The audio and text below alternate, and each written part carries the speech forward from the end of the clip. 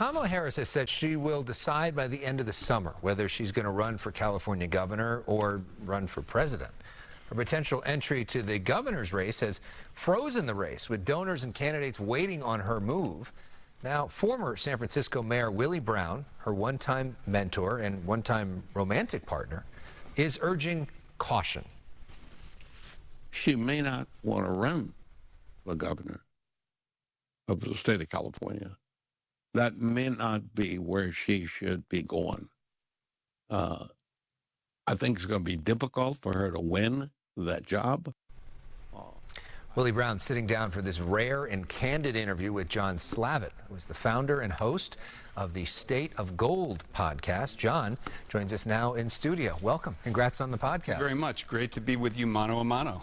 So what did Willie Brown say to you about Kamala Harris? Because there was a lot there. Yeah, well, first of all, kudos to Willie, age 91, still going strong, still sharp. I mean, I think that's amazing. You know, he in effect said he doesn't think governor is a fit for her. Mm-hmm. He talked about her strengths in the legal world, but not as an executive, which to me was pretty stunning, because this is a guy who knows her very well. He's a legend in Democratic politics, right? He's been a mentor to Kamala, and he actually cares about the future of California authentically. And he, in effect, said she should try something different. And he also said to you that he told her that when Joe Biden offered her the vice presidency, that she should turn it down and try to be the attorney general instead. He did. First he chuckled. He's got a great, kind of knowing chuckle. And he said, he said, I got in trouble for this when I said it. But what he told me is that when she was one of the final five and Biden was reviewing the final candidates, he recommended to her, when she asked him for his advice, that he suggest that Biden nominate her as the attorney general. And it goes back to this theme of he believes that Kamala is better in the legal world, not as an executive. And that's so important right now in terms of what California needs, which he and I talked about further in the episode. And he said that as Attorney General, she might end up on the Supreme Court, which is where he thinks that she would be a better fit. He also said after that conversation, she never called him again. So that was apparently not the advice she wanted to hear. Obviously, she took the vice presidency, tried to become president. You've been talking to people all over the state about Kamala Harris. What are you hearing from people? Well, I mean, as of a few months ago, when she was still funded by the U.S. government, right? The VP, I think, has 6 months of support from the U.S. government, has a team.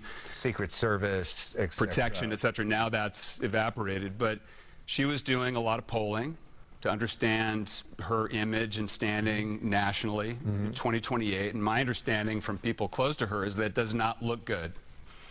That national standing and running again nationally does not look good for her. So the obvious question is, what does she do next?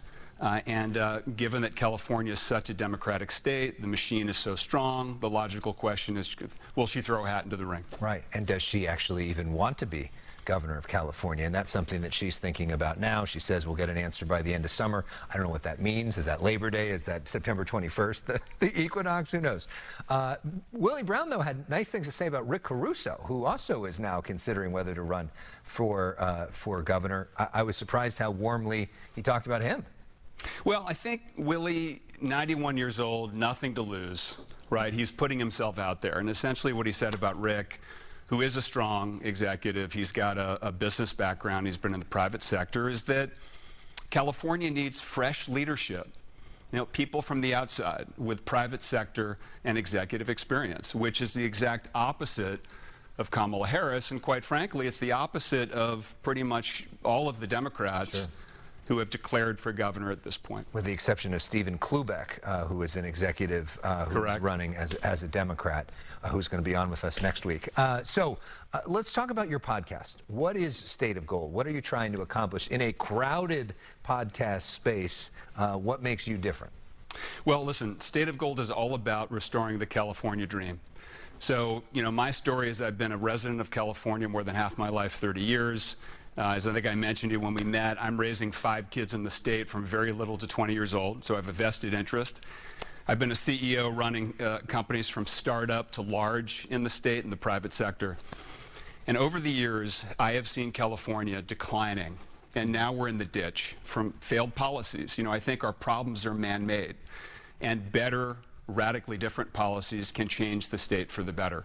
And if you look, we're in the news in the last day, #1 for unemployment in the country, the least affordable, the least upward mobility, challenging school system for K through 12. We're at the bottom. So I'm traveling the state to talk to experts and politicians and expert political observers like you. We're going to have your episode out this Thursday on State of Gold. Yeah. About how did we get here, right? Alex, what are the best ideas to turn the state around to restore the California dream and restore California's rightful place in the nation? Yeah, and it's really interesting to sort of do a deep dive in some of this policy stuff that sometimes you don't get to do in these shorter TV segments.